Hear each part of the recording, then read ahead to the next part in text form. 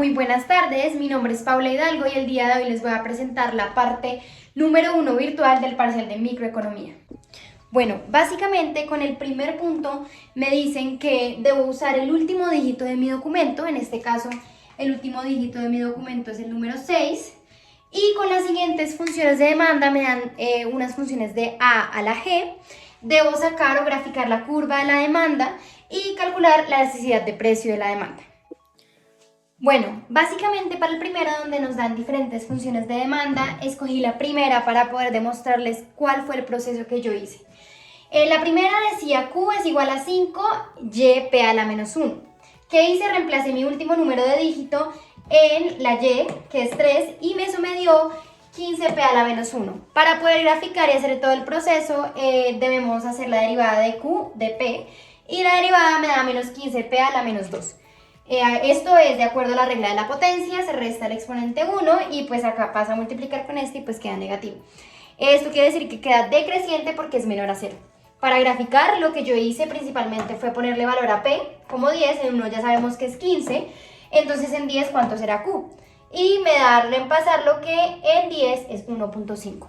Finalmente acá tenemos la gráfica que me da así. Bueno, ahora para la elasticidad de la A, tenemos que, como sabemos, la fórmula de elasticidad es dQ sobre dP, es decir, la derivada, por P sobre Q, precio sobre cantidad. Entonces acá sería menos 15P a la menos 2 por P sobre 15P a la menos 1, que es la cantidad, y nos terminaría dando menos 1, lo que significa que es elástica unitaria y el valor absoluto, digamos que daría 1. El punto C del logaritmo nos dice que el logaritmo de Q es igual a 20 menos 0,1 Y logaritmo de P. Y lo que hice fue multiplicar el 0,3 por el 3, que es el número o el dígito de mi cédula, el último. Y de acá pues aplicar reglas o álgebra. Aquí elevé 10 a la todo el logaritmo para poder facilitar el proceso.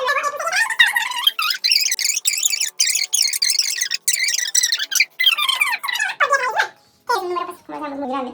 Y pues este es 10 a la 20. Y la gráfica me dio algo así. Bueno, ahora les voy a explicar el punto 2 del taller o del parcial virtual, que es preferencia revelada. Específicamente nos hablan del axioma débil de preferencia revelada, que tiene que ver con esas preferencias en las personas, digamos, en sus hábitos o consumos diarios.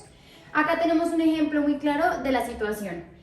En el primer momento diríamos que en el momento 0 hay un ingreso y dos precios, claramente para la persona, y se puede ver que el punto A es la decisión óptima y la canasta B es la decisión óptima, pero sin embargo se sale de la restricción presupuestal de la persona, que sería aquí.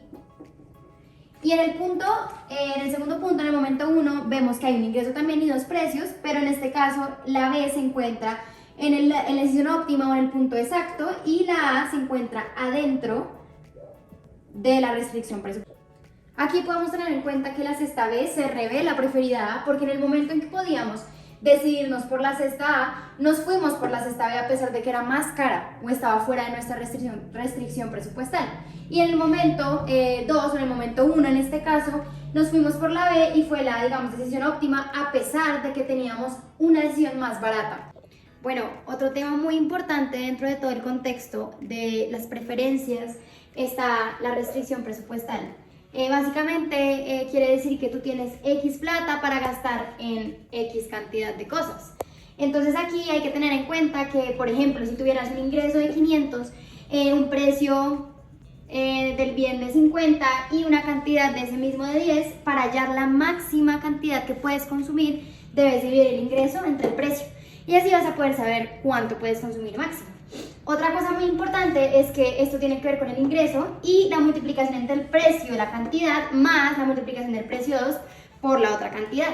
Básicamente haciendo gráfica o explicando un poco más a fondo, sería como si x1 es igual a 0 y despejando nos daría que cada eje queda I sobre P2 y I sobre P1.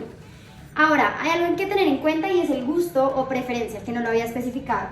Hay que tener en cuenta que entre más utilidad de una cantidad de bien, no sé, 2 empanadas y 4 gaseosas, este número de acá del resultado nos va a decir qué tan feliz eres. Entre más utilidad, más felicidad hay. Bueno, en este punto nos dan 4 situaciones. Pero el día de hoy les voy a explicar con la primera situación, pues creo pertinente que todas tienen un proceso muy parecido y pueden demostrarnos, digamos que lo que expliqué anteriormente. Bueno, en el punto 2A, 2 o 2.1 me dan dos cestas o dos momentos, momento 0 y momento 1, en el que en el primero me dicen que los precios 0 son de 2 y 3 y las cantidades 0 son de 3 y 10. ¿Qué es lo que debo hacer o cuál es el procedimiento? Primero multiplicar el precio 1 por la cantidad 1, le dice acá precio 2 por cantidad 2 y me daría 36. Hay que tener muy en cuenta este valor para más adelante. Luego, para saber o clasificar o analizar un poco más la situación, cogemos los precios del momento 0, es decir, estos precios, y los sumamos o los multiplicamos por las cantidades del momento 1. Ya les voy a decir para qué. 2 por 4 de esta cantidad, más 3 por 2 de esta cantidad, que nos da 14.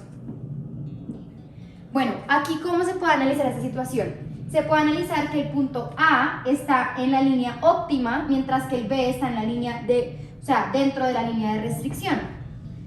Es decir, esto la persona lo compró por gusto y esto, digamos que ya sería, si lo hubiera comprado por este precio, sería porque fue por, digamos, barato.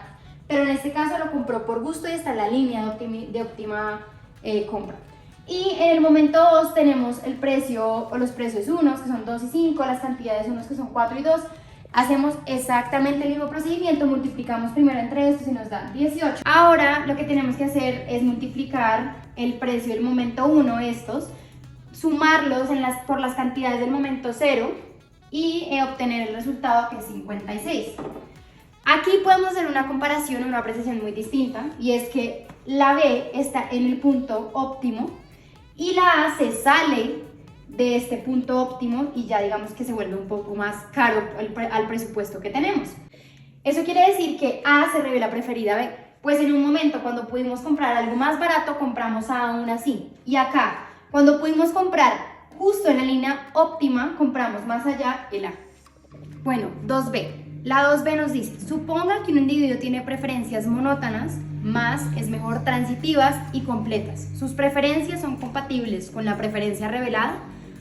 Para poder entender o responder esto completo, debemos saber qué son las preferencias monótonas, las transitivas y las completas. Empecemos con las monótonas.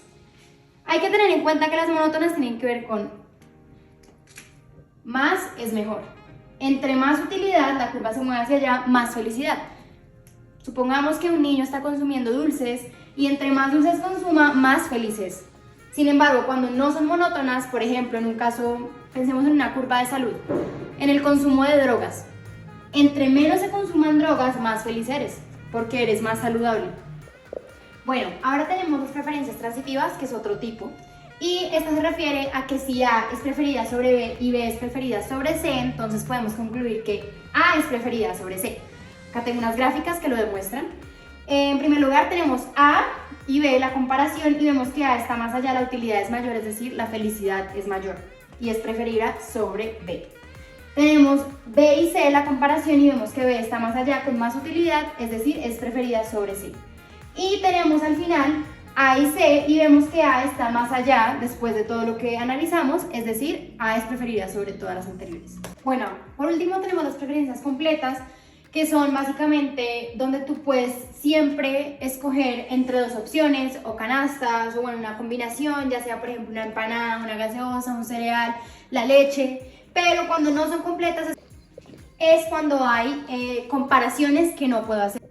Bueno, después de las explicaciones que acabo de dar, ya podemos responder la pregunta 2B, y sería básicamente que un individuo con preferencias monótonas, transitivas y completas puede ser compatible con la preferencia revelada, pues esto no solo implica que escoja las canastas más baratas, sino que según su función de utilidad y preferencias, escoja la que más le gusta respecto a ciertos precios e ingreso. Bueno, en el 3.1 básicamente es que si una persona tiene un mayor ingreso, posiblemente tiene un mayor nivel de felicidad. Si lo miramos desde el punto de vista de las escalas de Estados Unidos, que son las escalas de 4. Pero si tenemos en cuenta que a medida, digamos, que la gente tiene mayor ingreso, suele tener más aspiraciones, quizás no haya una relación directa entre ingreso y felicidad. Por otro lado, cuando hablamos de la segunda pregunta, hay que tener en cuenta que gastan gran parte de los ingresos en comida, suele indicar que la gente es en cierto modo pobre. El consumo de comida no es proporcional al ingreso de las personas. Por ejemplo, una persona que gana 40.000 pesos diarios puede almorzar un corrientazo de 10.000 y una persona que gana 5 millones diarios puede hacerlo y queda satisfecho con el mismo. Mientras que una gastó 25%, la segunda gastó el 1% de su ingreso, dado que no necesariamente a mayor ingreso se gasta mayor proporción o porción del ingreso de comida. Una manera de ajustar ese 25% puede ser bajo la implementación de programas en los cuales se subsidia la alimentación de familias grandes, reducir la pérdida de alimentos o incluso asegurar la producción nacional de alimentos. Bueno, ahora vamos a hablar del punto 3.2, que habla de las curvas de indiferencia, que son en este caso un conjunto de combinaciones que se representan con la misma utilidad para el consumidor. Digamos que para la gráfica es indiferente que el consumidor se coma 70 arepas y 100 jugos, a que se coma 80 arepas y 60 jugos, pues la utilidad siempre va a ser la misma. Hay que tener en cuenta que tiene pendiente negativa, pues digamos que si reduzco la cantidad de jugos para mantener la misma utilidad, tengo que compensar con arepas, es como digamos que funciona. Respecto a los bienes perfectamente sustitutos y perfectamente complementarios, cuando hablamos de perfectamente sustitutos, su curva es lineal y pueden ser sustituidos con facilidad por otros. Y cuando hablamos de perfectamente complementarios, se consume uno si se consume el otro. ¿A qué me refiero? Por ejemplo, acá en esta gráfica que podemos ver acá, está el iPad y el cargador. Como lo sabemos, cada vez que compramos, por ejemplo, un iPad, un celular o un iPhone, lo que sea, debemos comprarlo con su cargador. Esto quiere decir que esta es la diferencia entre estos dos bienes. Bueno, ahora vamos a ver la 3.3a y b. Primero, ¿qué condiciones puede emplear este método para maximizar la utilidad? Podemos saber que, digamos que la función de utilidad y restricción tienen que ser derivables, y segundo, que las curvas de indiferencia sean convexas. Para mí son las principales. En segundo lugar, ¿por qué no se puede emplear el método en esta? En x a la 2 más y a la 2, acá derivamos, reemplazamos, digamos que los valores en 1 y pudimos ver que respecto a todo, si nos damos cuenta, el juntar la restricción presupuestal con la circunferencia da en 2 puntos y debe dar solo en un punto. Fijémonos que en las otras daba normalmente la restricción presupuestal en un punto y acá en la circunferencia no se puede por la forma.